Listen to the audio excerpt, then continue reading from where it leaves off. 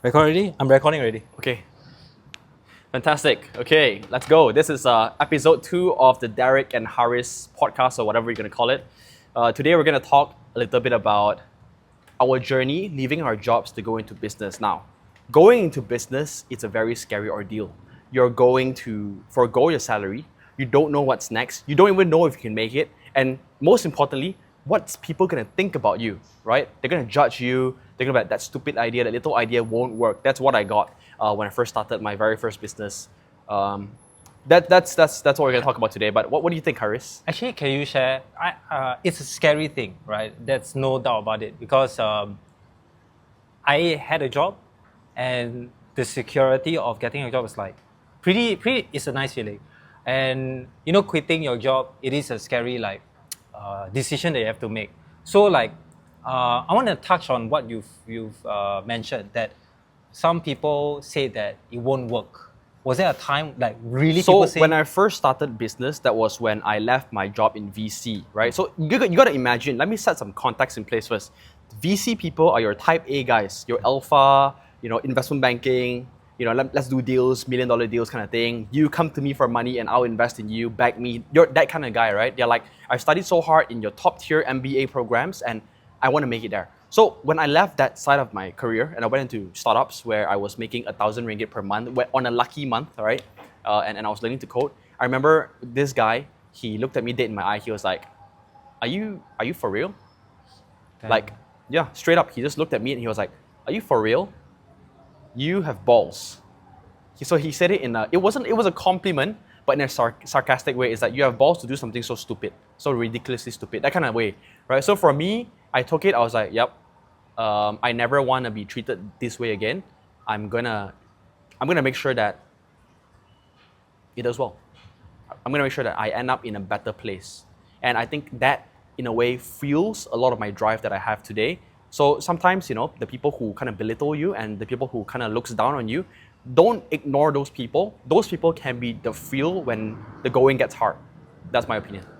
Is that something that has been constantly or has been part of a constant reminder of? No, so nothing here is constant. I think every day going through the grind of building a company, figuring things out, pivoting when we're stuck, finding the right people, building the right website. How do we get enough eyeballs to see our website? How do we build branding? How do we do collaborations? The day-to-day of running a business, I don't think about these things. But when I think about it, it's when the going gets tough. When you're like, shit, it's the 6th month now and I'm making like scraping by, I'm still paying myself 1.5k ringgit per month. That's like 400 ringgit, $400, right? Which is nothing. So it's when it gets tough and you look at yourself in the mirror and you're like, do I want him to be right? Right? It's at those moments where it really matters. But no, on a day-to-day basis, I don't even think about it. It's not there. I keep it in my repository of like people who wanted me to work out well, right? My parents, for example, they gave everything for me. Do I want to disappoint them to do this thing with no income and then just be a failure and then go back? No, right? It's people who wanted me to work out well and people who, in a way, belittled me, right? These two things, right? Carrots and sticks always, right? What drives me further? Fuel and friction, right? What drives me further and what wants me to stop going further? And for me, it's just a balance between these two. And these two, if the energy was used correctly, these two can work together to push me forward. That's me lah. What about you? What pushes me in terms of like? Maybe not pushes you, but let's go back to where we started this conversation. We started in terms of understanding the moment you took the plunge, the moment you took the leap, right? From doing a job, which is a very standard career path, right? A very standard, 90% of the world are in a job today, right? To the more unconventional path of, I don't know if you went to the creator path first or the business path first, it doesn't matter here. The point is you took the plunge, you broke the mold, you did something different. So I think run me through that journey. I think when I got my first software developer job, it was actually like, I back then it was like my dream job because it was honestly what I was working hard for. And the job was very specific, it's to be a mobile app developer. And actually like after I got that job, right, I was kind of depressed for a while because I got the job, what's next, right? So I was like, shit. So there was a point in time where I was like figuring out what I wanted to do. And I was in the startup scene. I saw people start their own companies. I saw my team members start their own little like e-commerce diary kind of books, and the founders were okay with that. Then they were like, oh, okay, yeah, you can do that. So I was like, wow, it's such a nice environment to be in, to like explore like entrepreneurship and all of that lah. And what really pushed me to really explore that is like I naturally am a person who like to give ideas and also want it to be executed. So for example, back then I was in PS Love. It was a company that sells heat pad for menstrual pain. So I had some ideas, like for example, oh, why not make the menstrual like the heat pad have some scents. So when you open it, you smell it, it's like you have a good experience, something like that lah. So I pitched to them lah. So and then it's like, okay, thank you, but nothing came about lah. So I was like, then it come to me that, oh shit, like actually like I want to have some control in terms of like in a way like product development, and also I wanted to be involved in every single department.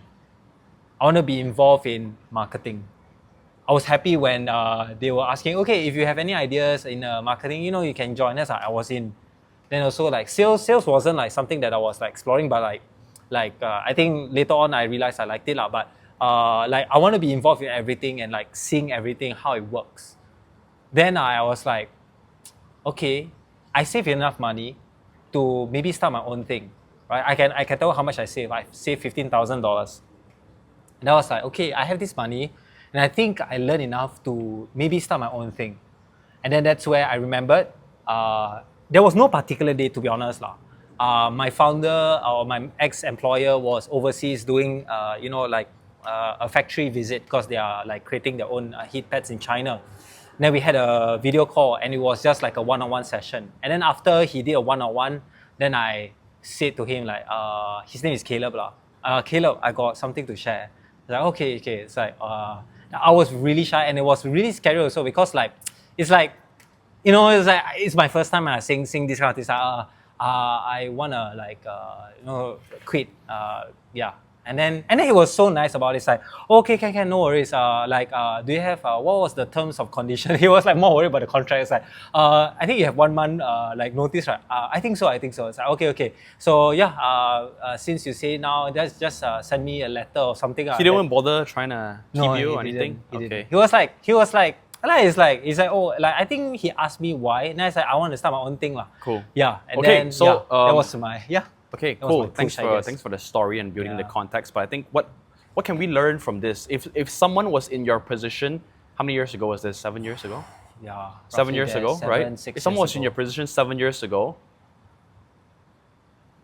what would you tell them? I would say, right, like number one, be aware of your symptoms. So my symptoms back then, right, was essentially I love to give ideas. And I wasn't like, there was no reward for me to give these ideas. There was once I literally create a pitch deck on how to improve PS Love. And I did it until like 2 a.m. My mom was like, hey, you still awake? I was like, yeah. No one asked you to do it? No one asked me to do it. So I'm that kind of person. So I'm like the kind of like, okay, I have this I asked the question. Yeah. What would you tell that person? What would I tell the person about... If he was in your position back then? Oh. Yeah. I would say that, number one, see if you got enough money to survive. Yeah. I had 15K, and my monthly expense was around 1.5, so I could survive with 10 months. Right? Yeah, 10 months. And you were staying with your parents? Yes, I was staying with my parents. You spent a lot, 1.5? I think was it a lot? 1.5K Sing is a lot. That was my max lah. So I think I was spending around like 1.2. You were still living comfortably, I'm guessing, going for rock climbing and eating McDonald's every day. Eating McDonald's every day. Okay, you know what? Let's not go into that. But okay, so you gotta find like a comfort zone, like a buffer, lah, right? Yes, correct. Cool. Anything else that you would say to them? Okay, now I don't have a buffer now, but I found I do whatever I had to do. I found a buffer now of like, let's just make it 1 year lah, okay? For a better number here. I got 1 year of savings. What? But I want more. What's the next thing? Yeah, why? Okay, I got 1 year because Harris said 1 year is a magical number, but like I want more. I'm a bit scared. Right. Why? It's like, I would say, right, For me, it was naturally that I wanted. Okay, honestly, I don't remember what was the turning point to like quit, but essentially like I felt that it was time for me to just like go. So like I don't really have a very good like criteria or whatever. For me, it's like it's a feeling, right? Like my feeling was back then I was like I was ready to jump. And what was the first thing you did? The first thing I did was like after I jumped. Yeah. I was like, I think back then I was talking to a tuition center. I met this friend of a friend who was a tuition center. I pitched him the idea of like creating a math question generator app idea. And then I was also at the same time learning how to be an entrepreneur. So go to YC Combinator. So I learned a lot of their articles because I want to like build my own like SaaS, or SaaS is like software as a service or an app idea lah. Then one of the advice that they gave was get the money. Don't build yet, just get the money. So it's like I don't know which video it was. Then okay lah. Then I pitched the idea to this tuition center of friend that I had. Say okay, I have this idea. If you want in, pay $500. Very summarized version. Then after that, after a while, he said yes. And he transferred me $500 in my first week of quitting my job. Yeah, I told my ex-employer. It's like, oh my God, well done. It's like, hey, thank you. Yeah. So it's like, I would say for that, I would say right, if you want to jump, at the same time, try as much as possible doing. Try not to plan so much. I feel like I'm a doer naturally lah. So for me, it's like, oh, I have this opportunity. I pitched this idea. I learned something. I applied, and I got money from it. Yeah. So it's like for me, it's like get the money first lah. And I didn't even create a deal. So tip number one, have some money savings. Yeah. Tip number two, get the money first. Yeah. Okay. Yeah. Where do we get the part where we quit? We talk about the how. The how to quit or what? No, how to get the money. Right? Okay, no, really. Like, our viewers want to know, how. Like, to be honest, right, it's my first time. Like, okay, so tell me. So how I did it right was like literally, I just asked him, hey, I have this app idea that, like, it's just an idea, like, okay, here I have this app idea, like, are you interested? Because for me, it's like, I really like... So you were lucky? Honestly, yes. You were lucky and you put yourself in a position to be lucky. Number Correct. one, you got to know someone of a certain caliber. And number two, you asked. Yes. Most people don't dare to make that ask. So you made that ask. I mean, I would have said that even if you asked for $5,000, you probably would have given it, right? If someone came up to me and said that, hey, let's invest in a generator to automatically create like great lessons and slides for our students, I'll be like, dude, take my money, right? Yeah. Like $5,000, right? Right. But okay, fine, sure. So you took that money. What's another learning? So you got that $500, right? What's another learning that you can? I would say the next one was this from a video as well. So once you get your first like paid customer, they probably have someone similar that you can also pitch the idea to. So what I did next was to ask him, do you have someone that is also like interested or so my niche back then was math tuition center who are aged less than 12.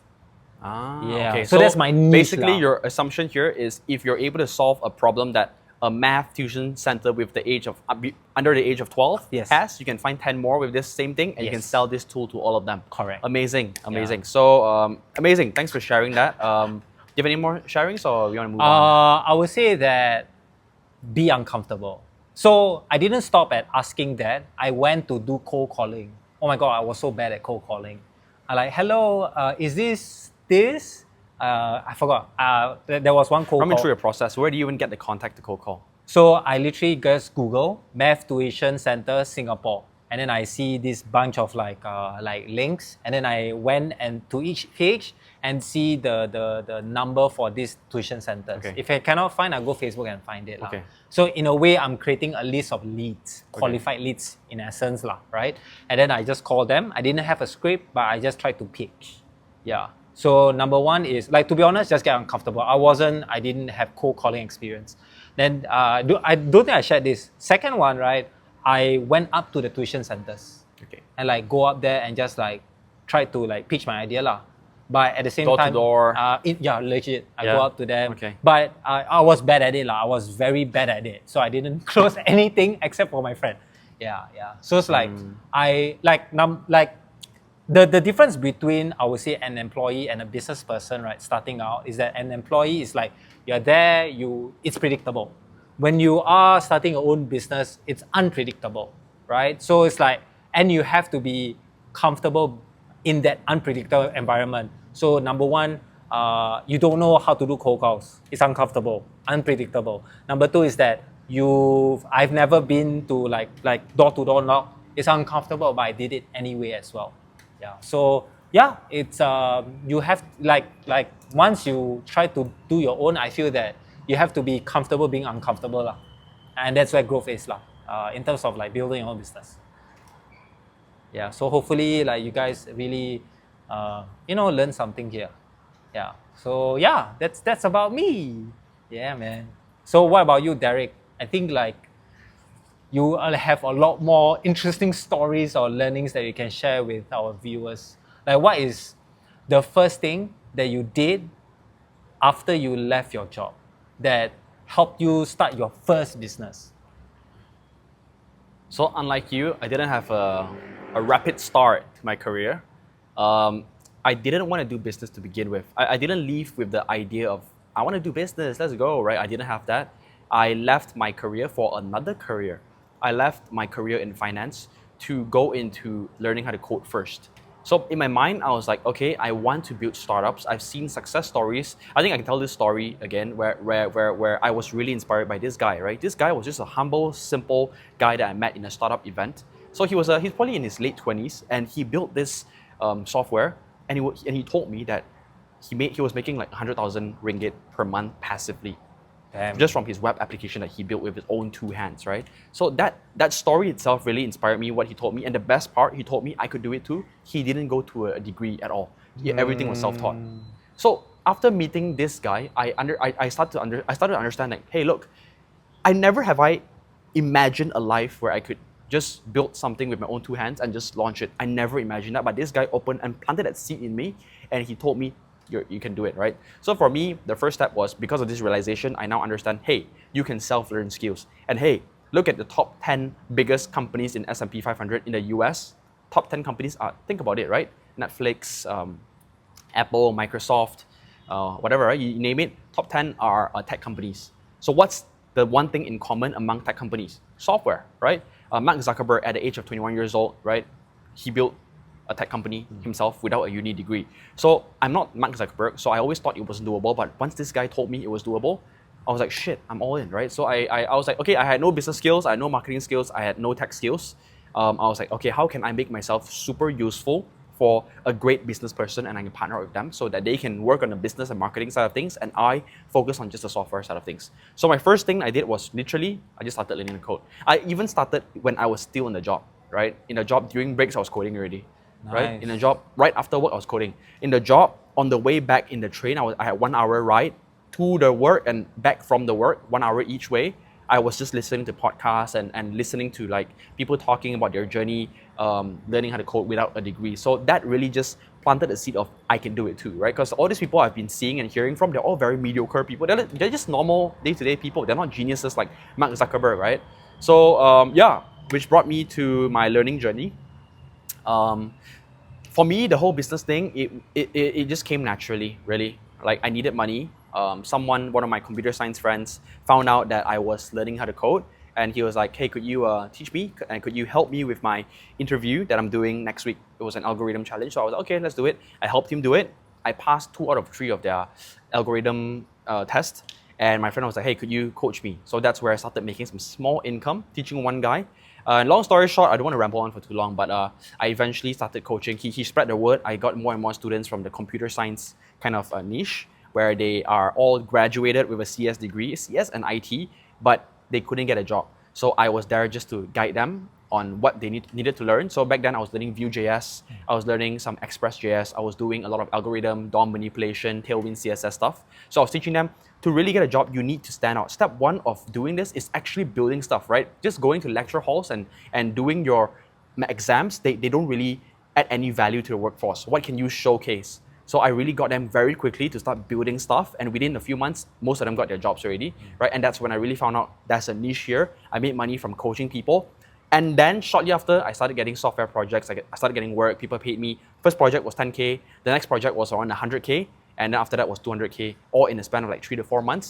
So yeah, during those projects, it was just so difficult to hire talents. I had to train up people myself and hire them after that. So that's how I kind of got started with my journey lah, basically. Right. So in essence, you like wanted to start your own software business. So you I didn't want to do it. okay. Everything just happened. Just like it like stumbled lah. It just stumbled, yeah. Right? I It's started getting students, then my mentor back then, I met Ming. You met Ming before, right? Ming was my mentor back then. He was just another guy, another self-taught developer, and me and him, we vibe pretty well. We were very much into the, break things and move fast and break things kind of mindset, right? We were very influenced by the Silicon Valley kind of startup methodology about building things that people want, right? Solving a real problem. We were very much into that whole scene.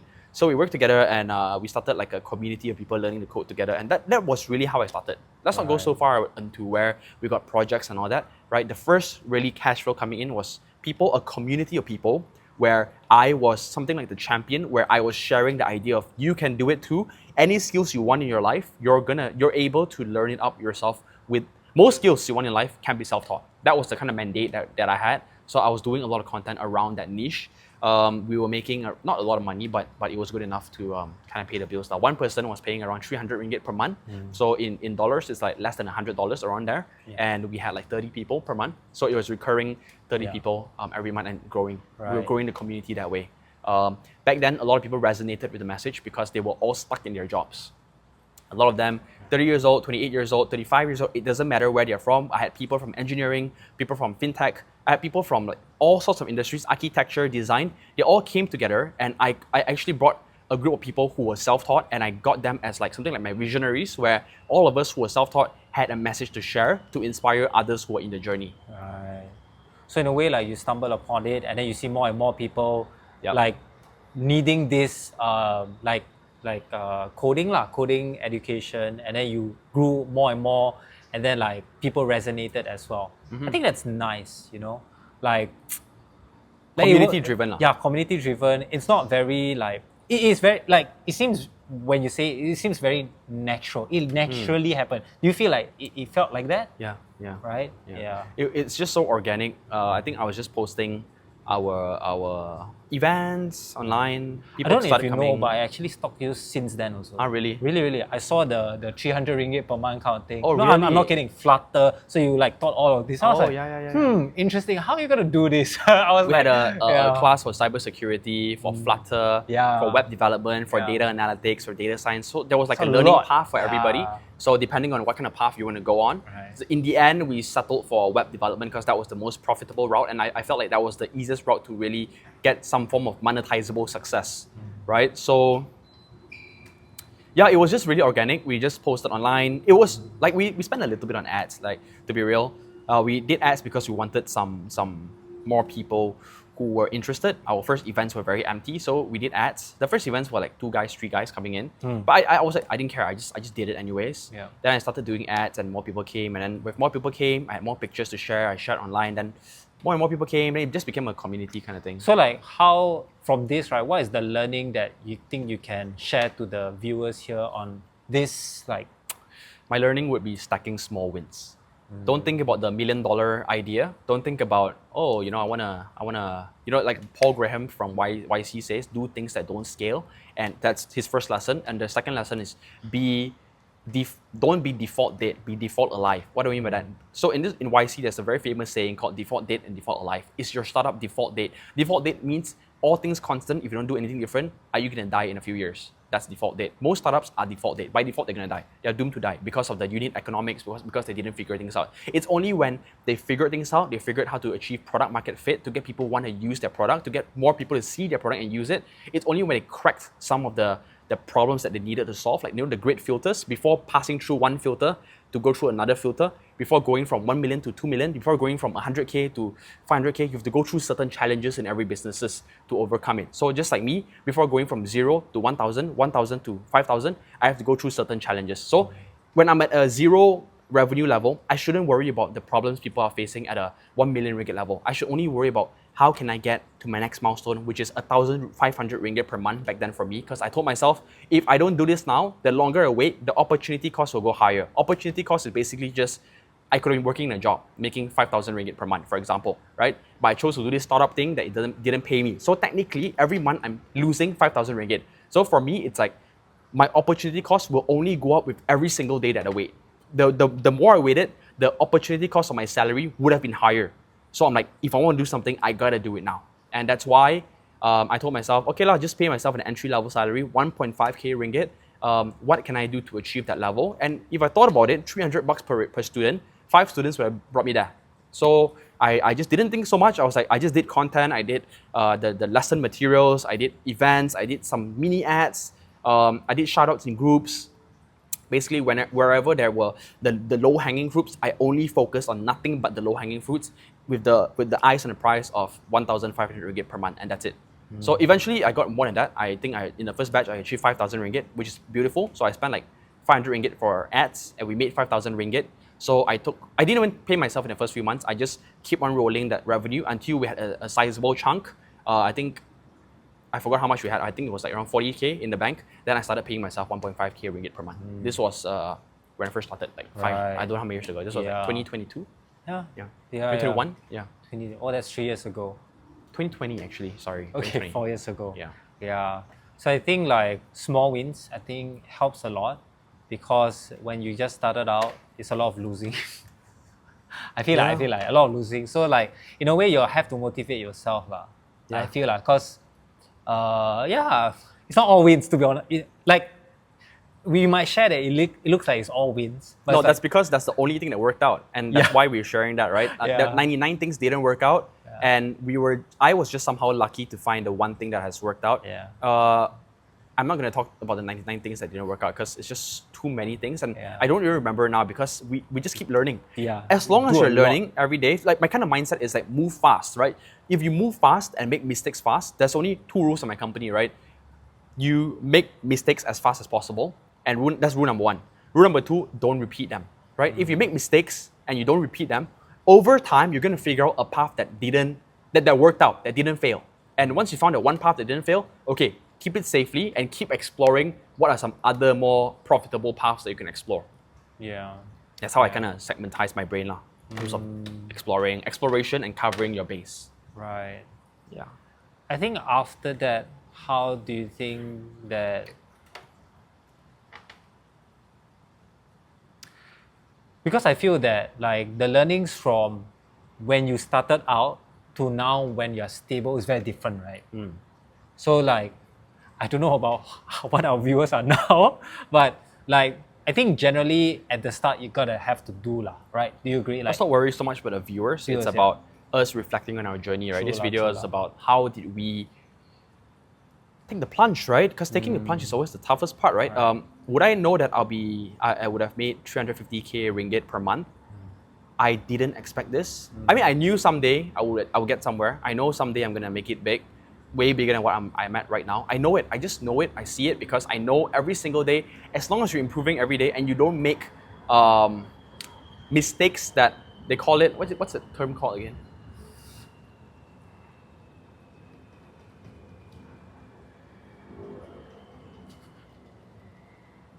recurring mistakes. Business ending mistakes, let's put it that way.